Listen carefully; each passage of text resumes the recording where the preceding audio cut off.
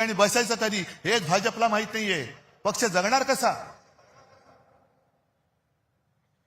ही आलेली सूज आहे, हा सत्तेचा माज आहे. आणि हा माज निदान एक लक्षात घ्या, इतिहास वगैरे जो काय कोण बघत असेल, काय बघत असेल मला कल्पना नाही, पण खंडोजी खोपडेचं नाव घेतल्यानंतर आपण काय बोलतो? सूर्याजी पिसाळेचं नाव घेतल्यावरती काय बोलतो? आणि तानाजी मालुसरे, बाजी घोरपडे यांचं नाव घेतल्यावरती काय बोलतो? मग 400 वर्ष होऊन सुद्धा त्यांच्या कपाळावरचा जर गद्दारीचा डाग पुसला जात नसेल तर यांच्या कपाळावरचा डाग पुसायला किती पिढ्या जावे लागतील? आणि मग तुम्ही ठरवायचे, आम्ही तर ठरवलंय. छत्रपती शिवाजी महाराज होता येणं तर शक्यच नाही,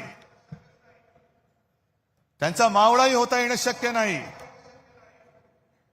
पण त्यांनी जे त्यावेळेला केलं, असं काय नेमकं होतं की हे त्यावेळेला त्या मोगलांना टक्कर देणारं तेज या महाराष्ट्रामध्ये जन्माला आलं? आणि त्याच मातीमध्ये आपण जन्मलेलो आहोत. आणि तोच लढा, त्याच आक्रमणाविरुद्ध आज आपल्या हातामध्ये हे शस्त्र हे आलेलं आहे.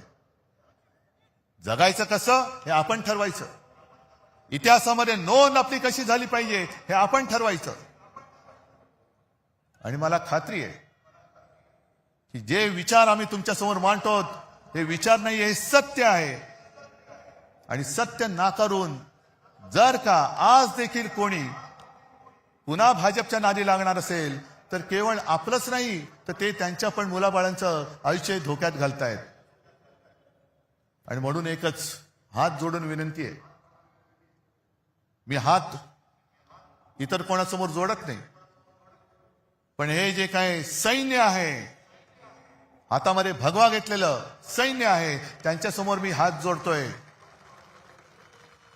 आणि ते हात एवढ्यासाठी जोडतोय की आता वेळ आलेली आहे, हाताची घडी सोडा आणि हातामध्ये मशाल घ्या, इंजिन सोबत आहे आणि विजयाची तुतारी फुंका. आणि हे फक्त छत्रपतींचा महाराष्ट्र करू शकतो.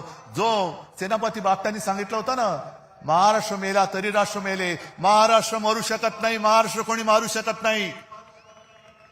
आणि जो राष्ट्राला मारायला येईल त्याला मारल्याशिवाय महाराष्ट्र राहत नाही, हे दाखवण्याची वेळ आलेली आहे.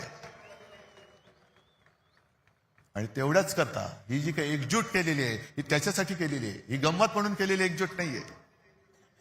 आपण शपथ घेतली पाहिजे. रक्त सांडून मिळवून दिलेली मुंबई आपल्याला आहे. मराठी माणसाने रक्त सांडून मिळवून दिलेली मुंबई आहे.